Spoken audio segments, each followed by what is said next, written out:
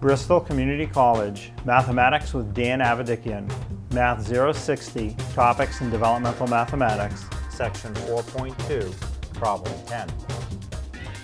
This is Section 4.2, Problem 10. It said the given triangles are similar, find the length of the unknown side. So the unknown side was just labeled as n. How long is n?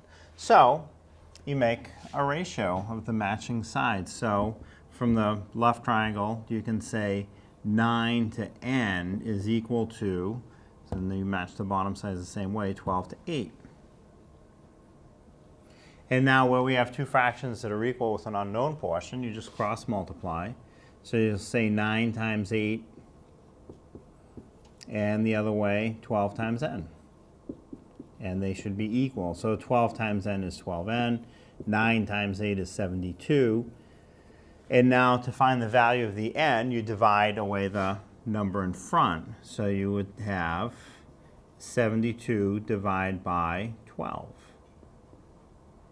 which is 6. So n is 6. The length of the unknown side is 6.